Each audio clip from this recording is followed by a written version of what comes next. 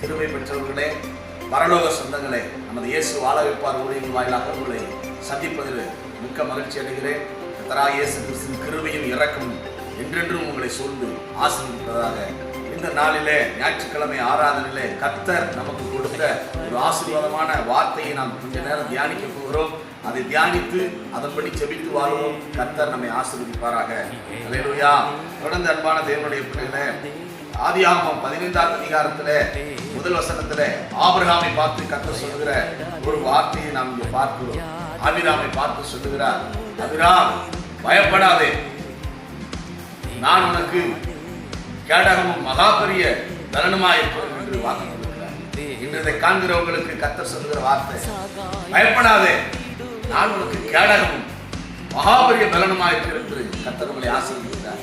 அன்பான தேவனுடைய பிள்ளைகளே, இந்த வார்த்தை என்ன அப்படின்னா, இந்த கொள்ளை நோய் காலங்களிலே நாம் தேவனை நோக்கி ஜெபித்து ஆராதித்துக் கொண்டிருக்கும் பொழுது கர்த்தர் சொல்லுகிறார், பயப்படாதே, நான் உன் கேடகம், உனக்கு மகாபரிய பலன் என்று வாக்கு நமக்கு கொடுக்கிறார். இதை காண்கிறவர்களே, உங்களுக்கு கர்த்தரே கேடகம், அவரே உங்களுக்கு மகாபரிய பலன். அல்லேலூயா. அப்படின்னா உங்களை பாதுகாக்கிறவர், பலனை கொடுக்கிறார். அல்லேலூயா. அதனால சோர்ந்து போயிடாதீங்க.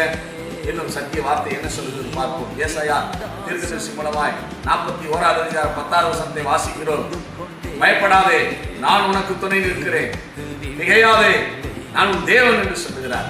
எனக்கு அன்பானவர்களே, பலப்படுத்தி உனக்கு சகாயம் பண்ணுவேன், என் நீதியின் வலகரத்தை நான் உன்னை தாங்குவேன், பலப்படுத்துவான், அப்படின்னா வலிமை கொடுப்பான், சகாயம் பண்ணுவேன், உதவி செய்வேன் சொல்றார். தாங்குவேன், இந்த நீதியின் கரத்தினாலே நீ விழுந்து போய் விடாதபடி, வியாதி பலவீனம் சோர்வில் விழுந்துடாதபடி உன்னை தாங்கி, அதாவது ஏந்துவேன். கர்த்தர் தாங்குகிறார், யாவையும் தாங்குவேன் என்று கர்த்தர் வாக்கு கொடுக்கிறார். அன்பான தேவனுடைய பிள்ளைகளே, ஆபிரகாமை குறித்து பார்க்கும் பொழுது குழந்தை இல்லைன்னு ஆண்டவருக்கு ஒரு ஜெப விண்ணப்பத்தை வைக்கிறார். எனக்கு ஒரு வாரிசே இல்லை அப்படின்னு சொல்றார். கர்த்தர் சொல்றாரு, உனக்கு நான் ஒரு குழந்தையை கொடுப்பேன், அது வானத்து நட்சத்திரங்களை போல, கடற்கரை திறன் மணல் கூட்டத்தை போல இருக்கும் என்று ஆசீர்வதிக்கிறார். பாருங்க, இந்த காரியத்தை ஆண்டவர் 15ஆம் அதிகாரத்துல 75 வயசு ஆபிரகாமுக்கு 75 வயசுல பேசுகிறார். எப்ப குழந்தை பிறக்க போறது? 100ஆவது வயசுல. இப்ப 25 வருஷம் காத்திருந்த ஆபிரகாமுக்கு 100ஆவது வயசுல ஆண்டவர் ஒரு அழகான ஆண் குழந்தை ஈசாக்கை கொடுத்தார். கொடுத்தது மாத்திரம் இல்ல, அது மறுபடியும் கேட்டார், எனக்கு பலி செலுத்துப்பா. குழந்தையே இல்லைன்னு சொல்லியா ஆபிரகாம் தேவனிடம் சொன்னார், விண்ணப்பம் வைத்தார். ஆனா பிறந்த அந்த ஈசாக்கை கொடுன்னு திருப்பி ஆண்டவர் கேட்கும் பொழுது எதுவுமே பேசல, எதுவுமே புலம்பல. கர்த்தர் கேட்கும் பொழுது கொடுத்தார். ஆனா ஆண்டவர் அவரை சோதித்தார் பார்க்கிறோம். அத சோதனையில விசுவாசத்தின்படி ஜெயம் எடுத்துட்டார். திருப்பி ஈசாக்கை கொடுத்து அனுப்பி சந்தோஷமா ஆசீர்வாதித்து ஆண்டவர் தகப்பனையும் மகனையும் அனுப்பிவிட்டார் என்று பார்க்கிறோம். அன்பானவர்களே, ஆதியாகமம் 15:6ஆம் வசனத்தில் சொல்லப்படுகிறது பாருங்க, ஆபிரகாம் கர்த்தர் மேல் விசுவாசம் வைத்தபடியினால் அவர் நீதிமான் என்று பெயர் பெற்றார். அல்லேலூயா. கர்த்தரை நம்பும் பொழுது நாம் நீதிமான்களாக, கர்த்தரை நம்பினாலே நாம் நீதிமான். நீதிமானுக்கு ஒரு கேடு வராது எழுதப்பட்டிருக்கிறது. இந்த சத்தியத்தை புதிய ஏற்பாட்டில் பார்ப்போம். அன்பான தேவனுடைய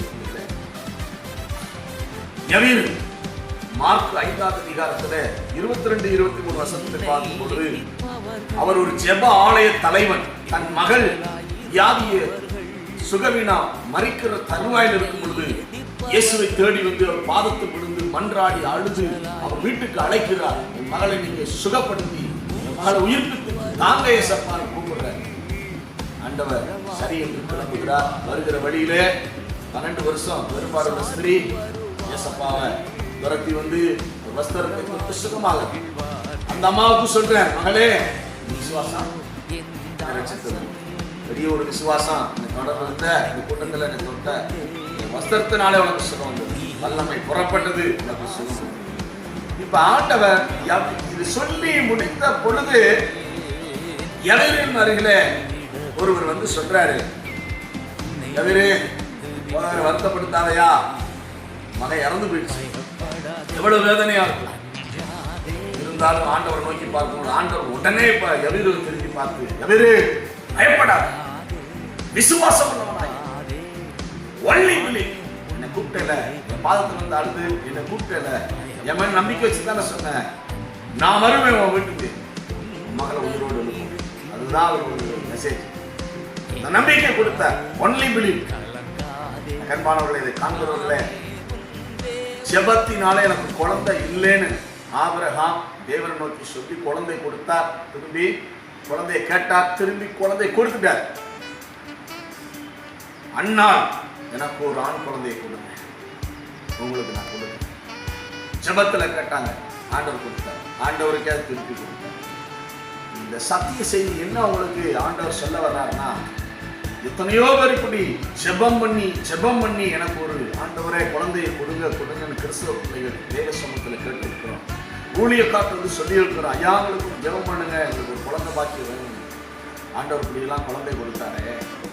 இந்த பொல்லாத ஆவி பிசாசு மூன்றாவது அலை அது சிறு பிள்ளைகளை தான் பாதிக்கும். இதை தடுத்து நிறுத்தும்படியாகத்தான் ஆண்டவர் சொல்றார், பயப்படா, நான் தானே கேடாது, நான் தான் மகாபலி.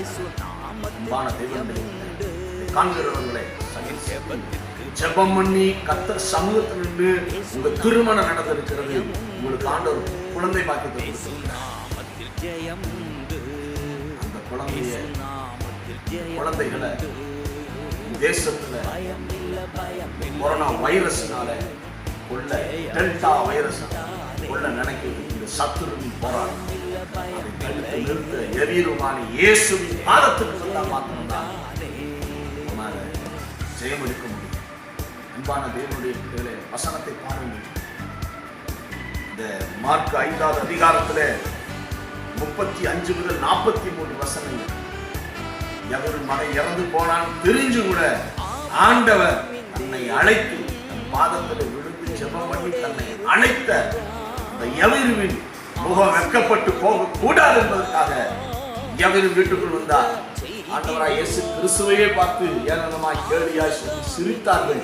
மரித்து போனவளை தூங்குகிறார் என்று சொல்லுகிறார்களே என்று சொல்லி ஏளனம் பண்ணார்கள், பரியாசம் பண்ணார்கள், சந்தடி பண்ணினார் என்று வாசிக்கிறோம். ஆனாலும் தன்னை நம்பி தன் பாதத்துக்கு வந்த எவருவை ஏமாறாத இயேசு கிறிஸ்து, நீங்களும் பிள்ளைகளுக்காக தேசத்தில் இருக்கிற, தமிழ்நாட்டில் இருக்கிற, மதுரையில் இருக்கிற சிறுவர்களுக்காக, உலகம் முழுவதும் இருக்கிற சிறுவர்களுக்காக ஒருவரை ஏமாற்ற எல்லாருக்கும் சொல்லுவது காப்பாற்ற நம்முடைய கடமை. நம்ம தான் ஜெபிக்கணும். அரசாங்கம் இருந்தால் மருத்துவ ரீதியாய், மருந்து ரீதியாய், மனிதனுக்குள்ள அறிவு ரீதியாக தான் அவங்களால செய்ய முடியும். ஆனால் மரணமும் ஜீவனும் இயேசுவின் கரத்தில் உண்டு என்பதை நாம் அறிந்தோம். உமதான அன்பான தேவனுடைய பிள்ளைகளே, உபவாசம் பண்ணி ஜெபம் பண்ணி 3வது வைரஸ், டெல்டா வைரஸ் கொரோனா கொள்ளையை இயேசு கிறிஸ்துவின் நாமத்தினாலே அழிக்க. வசனத்தை பாருங்கள். லூக்கா 18:16 ஆண்டவர் சொல்றார், சிறு பிள்ளைகளை என்னிடத்தில் வர சொல். தேவனுடைய ராஜ்யம் அப்படிப்பட்டது.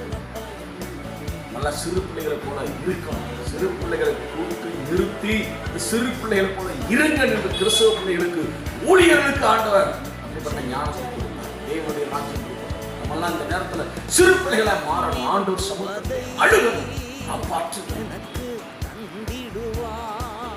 அன்பானவர்களே, ஆபிரகாம் கிட்ட போய் தேவன் ஈசாக்கு கொடு கேட்டார். கர்த்தர் கேட்டா கொடுக்கலாம். பிசாசு, கொள்ளை நோய் எவனும் நம்ம பிள்ளையை பக்கத்தில் வரக்கூடாது. தேசத்தில் உள்ள சிறு பிள்ளை பக்கத்தில் வரக்கூடாது. எத்தனையோ நமக்கு முன்னோடிகள், ஊழியக்காரர்கள் இந்தியாவில், தமிழ்நாட்டில், மதுரையில் உபவாசம் பண்ணி ஜெபம் பண்ணி அழுது கொண்டிருக்கிறார்கள். கிறிஸ்தவர்கள் அத்தனை பேரும் இரவும் பகலும் பாராமல் ஜெபித்துக் கொண்டிருக்கிறார்கள். காண்கிறவர்கள் நீங்களும் ஜெபிக்கணும். உபவாசம் இயேசு கிறிஸ்துவின் பாதத்துக்கு செல்ல பிள்ளைகளை காப்பாற்ற அன்பின் வேண்டுகோள். இயேசு கிறிஸ்துவின் கட்டளை இதை நிறைவேற்ற. ஆபத்து காலத்தில் என்னை நோக்கி கூப்பிடுன்னு சொன்னார். தான் அந்த சிறு குழந்தைகளுக்காக கூப்பிடுறோம். நம்ம வீட்டு பிள்ளைகளுக்காக மாத்திரம் இல்லை, கிறிஸ்தவ பிள்ளைகளுக்காக மாத்திரம் இல்லை, ஊழியர்கள் பிள்ளைகளுக்காக மாத்திரம் இல்லை, தேசத்துக்கு இருக்கிற எல்லா சிறு பிள்ளைகளுக்காக நம்மளை அர்ப்பணிப்போம். என்னை ஜெபிக்க வைத்துக் கொண்டிருக்கிறார் ஆண்டவர், என் குடும்பத்தை ஜெபிக்க வைத்துக் கொண்டிருக்கிறார். நீங்கள் குடும்பமா ஜெபம் பண்ணுங்க, விடாதீங்க. பெரியவர்களுக்கு ஒரு பாதிப்பு வேதனை என்றா ஓரளவு பொறுத்து கொள்ள முடியும். பச்சை குழந்தைகள் சிறு பிள்ளைகளுக்கு ஆபத்து என்ற யாரிடம் சொல்லும், என்ன சொல்லும்? அது அழுது அவங்களால தாங்க முடியுமா? பேசுகிற என்னாலையும் தாங்க முடியாது. சிறு குழந்தைகள் இயேசு கிறிஸ்துவுக்கு குழந்தைகள் தான் ரொம்ப சொல்றார் பாருங்க, பகைஞனையும் பழிகாரனையும் அடக்கி போட வாழக நாவிலே துதிய உண்டு. வீட்டு பிள்ளைகளை ஜெபிக்க வைப்போம், சிறு குழந்தைகளை துதிக்க வைங்க, கர்த்தரை ஸ்தோத்திரம் பண்ண வைங்க. தேசத்தில் உள்ள சிறு பிள்ளைகளுக்காக, ரட்சிக்கப்படாத பிள்ளைகளுக்காக, ரட்சிக்கப்படணும் ஆபத்து வரக்கூடாது கர்த்தரை மகிமைப்படுத்தி ஜெபிக்க வைங்க. நம்ம கிறிஸ்துவ பிள்ளைகள் தேசத்தில் அநேகருடைய சிறு குழந்தைகளுக்கு எனக்கு தெரிந்து என்ன தெரியுமா, பெரிய பெரிய ஊழியர்களை பெரிய பெரியாட்கள்லாம் செய்யறாங்க அப்படின்னு பார்த்துக்கிட்டு பெரியவங்களாம் அழுதிச்சிருக்கணும். இது சிறு குழந்தைகள் அழுது ஜெபிக்கக்கூடிய ஒரு ஊழியம். குழந்தைகள்லாம் ஊழியம் செய்ய போறாங்க. எங்க வீட்டில் குழந்தைகள்லாம் ஊழியம் செய்யுது, உங்க வீட்டில் பிள்ளைகள்லாம் ஊழியம் செய்யுது, ஜெப ஊழியம் செய்யுது. குழந்தைகள்லாம் ஜெபிக்க வைங்க. மூன்றாவது ஆலயம் விடவே இல்லை. ஆண்டவர் சொல்றார், சிறு பிள்ளை இனத்தில் வர நடை செய்யும் எந்திர கல்ல ஆளுகளுக்கு தண்ணி சொல்ற சிறு பிள்ளைகளை போல இருக்கும். சிறு பிள்ளைகளை வைத்து ஒரு ஆண்டவர் உவமையை காட்டுகிறார், எடுத்துக்காட்டு சொல்லுகிறார். நீங்களும் நானுமே அவருக்கு சிறு குழந்தைகள் தான். எல்லாம் சேர்ந்து ஜெபிப்போம். நம்ம வீட்டில் இருக்கிற சிறு குழந்தைகளை ஜெபிக்கணும். அந்த ஒரு நாள் நம்மளை கைவிட மாட்டார். பயப்பட வேண்டாம், அவரை கேட மகாபெரிய பலனுமாய் உங்களுக்கு இருக்கிறார். நீதியின் வளகரத்தினால் உன்னை தாங்கிக் கொண்டிருக்கிறார். பலப்படுத்தி சகாயம் பண்ணுகிற தேவனுக்கு ஜெபிப்போமா? அப்பா பிதாவே, இயேசு கிறிஸ்துவின் நாமத்தினால இந்த ஞாயிற்றுக்கிழமை ஆராதனையில பயப்படாத என்ற தலைப்புல எங்களை ஆண்டவரை ஸ்தோத்திரம், நீர் பலப்படுத்தினதுக்காக நன்றி செலுத்துகிறோம். கேடகமாய் இருந்து மகாபெரிய பலனாய் விளங்குவதற்காக நன்றி செலுத்துகிறோம். நீ ஜீவனுள்ள தேவன், இதை காண்கிற ஒவ்வொருவரையும் ஒவ்வொரு குடும்பத்தையும் ஆசீர்வதி. சிறு குழந்தைகளை ஜெபிக்க வைங்க, ஆசீர்வதிங்க, ஜெயத்தை கொடுங்க. இயேசு கிறிஸ்து நாமத்தில் பிதாவே, ஆமென்.